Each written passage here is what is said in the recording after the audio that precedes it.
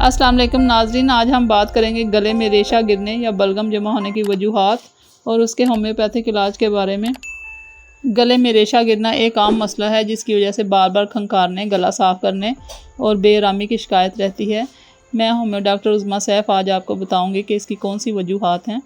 गले में रेशा गिरने की अहम वजूहात नंबर 1 पे आ जाएगी नज़ला, ज़ुकाम और एलर्जी, पोस्ट नेज़ल ड्रिप, ठंडी अशिया और कोल्ड ड्रिंक्स का ज़्यादा इस्तेमाल, धूल, धुआं और आलूदगी, मैदे की तेज़ाबियत, एसिडिटी, कम पानी पीना। आइए व्यूअर्स देखते हैं इसकी कौन सी होम्यो मेडिसिन है। इसका ट्रीटमेंट सिम्टम के मुताबिक करना चाहिए। नंबर 1 पे मेडिसिन आ जाएगी काली बिच, गाढ़े और चिपचिपे बलगम के लिए मुफीद समझी जाती है। इसको 30 पोटेंसी में इस्तेमाल करना चाहिए।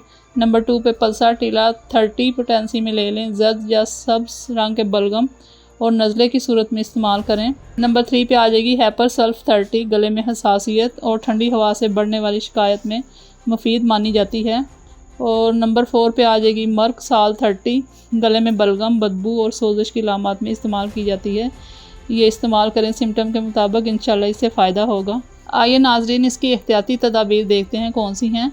नंबर 1 पे आ जाएगी नीम गर्म पानी ज़्यादा पिएँ, ठंडी अशिया से परहेज़ करें, धूल और धुएं से बचें, भाप लेने की आदत अपनाएं। होम्योपैथिक दवा का इंतखाब अलामत के मुताबिक किया जाता है, इसलिए मुस्तकिल या शदीद मसला होने की सूरत में होम्योपैथिक डॉक्टर से ज़रूर मशवरा करें।